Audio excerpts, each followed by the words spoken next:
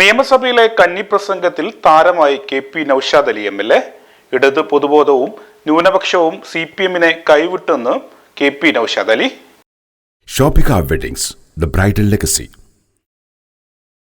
മത്സ്യത്തൊഴിലാളി മേഖലയെ സമ്പൂർണ്ണമായിട്ട് നിങ്ങൾ തമസ്കരിച്ചു. നിങ്ങൾ അവിടെയുള്ള മനുഷ്യരെയൊക്കെ രണ്ടാംകിട പൗരന്മാരായിട്ടാണ് നിങ്ങൾ സമീപിച്ചത്. അപ്പോഴാണ് UDF ഇവിടെ TSP STP ഒക്കെ മാതൃകയിൽ മത്സ്യത്തൊഴിലാളി മേഖലയിൽ പ്രത്യേക ഫണ്ട് വകയിരുത്തലൊക്കെ പ്രഖ്യാപിച്ചുകൊണ്ട് രംഗത്ത് വരുന്നത്. ഇവിടെ അവശ്യ ക്രൈസ്തവരെ, അതുപോലെ തന്നെ ദളിത് ആദിവാസികളെ, മൺപാത്ര നിർമ്മാണക്കാരെ, അതുപോലെ തന്നെ വിശ്വകർമ്മജരെ, ഇങ്ങനെയുള്ള മത്സ്യത്തൊഴിലാളികളെ എല്ലാവരെയും ചേർത്ത് പിടിക്കുന്ന, പിന്നോക്ക വിഭാഗങ്ങൾക്കിടയിലൊക്കെ അവസര സമത്വത്തിന് വേണ്ടി കമ്മീഷൻ രൂപീകരിക്കുന്ന, ജവഹർലാൽ നെഹ്റുവിൻ്റെ പേരിൽ സയന്റിഫിക് ടെമ്പർ പ്രചരിപ്പിക്കുന്ന, ഗാന്ധിയൻ ഫിലോസഫി പഠിപ്പിക്കുന്ന, രോഹിത് വെമുലയ്ക്ക് വേണ്ടി ജാതി വിവേചനത്തിനെതിരെ കലാലയങ്ങളിൽ നിയമമുണ്ടാക്കുന്ന, വിദ്യാർത്ഥികൾക്ക് വേണ്ടി ഓംബുഡ്സ്മാൻ കൊണ്ടുവരുന്ന ഇത്തരത്തിൽ നൂതനമായ കുറേ കാര്യങ്ങൾ ഈ സാമൂഹിക മുന്നേറ്റത്തിന് ആനുപാതികമായി മുമ്പോട്ട് വെച്ചപ്പോഴാണ് നിങ്ങളെ കാലങ്ങളായിട്ട് പിന്തുണച്ചിരുന്ന വിഭാഗങ്ങളൊക്കെ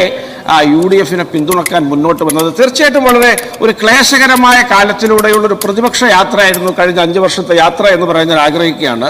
ശ്രീ VD സതീശൻ ഇനി മുഖ്യമന്ത്രി ഊഴമൊക്കെ കഴിഞ്ഞ് അദ്ദേഹത്തിൻ്റെ ഒരു രാഷ്ട്രീയത്തെ ആരെങ്കിലും വീക്ഷിക്കുകയാണെങ്കിൽ അദ്ദേഹം ഏറ്റവും ശ്രദ്ധേയമായ സംഭാവന കേരള രാഷ്ട്രീയത്തിന് നൽകിയത് അദ്ദേഹം പ്രതിപക്ഷ നേതാവായിരുന്ന 5 വർഷക്കാലമാണ് എന്ന് പറയേണ്ടി വരുമെന്നാണ് എൻ്റെ അഭിപ്രായം. കാരണം ഇവിടെ വളരെ മോശമായൊരു കാലത്തായിരുന്നു ഇത്തരത്തിലുള്ള വർഗീയ വിഭജനത്തിന് ആനുപാതികമായിട്ട് CPM-ഉം കേരള സർക്കാരും വരെ ചിന്തിക്കുന്ന ഒരു കാലത്ത് അതിനെതിരെ ശക്തമായ നിലപാടെടുത്ത്, വിദ്വേഷ പ്രസംഗങ്ങൾക്കെതിരെ നിലപാടെടുത്ത്, വംശീയ വിരുദ്ധ പരാമർശങ്ങൾക്കെതിരെ നിലപാടെടുത്ത് വളരെ ക്ലേശകരമായി ഈ വർഗീയതയെ ചെറുക്കുന്ന രാഷ്ട്രീയം, ഒരു മെറിറ്റോറിയസ് ആയ രാഷ്ട്രീയം ഇവിടെ നടപ്പിലാക്കി 5 കൊല്ലമാണ് കഴിഞ്ഞു പോയത്. അതിൻ്റെ ഒരു ഗുണഫലമാണ് തീർച്ചയായിട്ടും ഈ തെരഞ്ഞെടുപ്പ് ഫലം. ഇനിയും ഇത്തരത്തിലുള്ള ഗുണഫലങ്ങളെ ചേർത്ത് പിടിച്ച് നന്മയിൽ പ്രതിപക്ഷ ഭരണപക്ഷ ഭേദമില്ലാതെ സഹകരിച്ച് മുന്നോട്ട് പോകുന്ന ഒരു പുതുയുഗ കേരളം പിറവിയെടുക്കട്ടെ എന്ന് പ്രത്യാശിച്ചുകൊണ്ട് ഞാൻ ചുരുക്കുന്നു.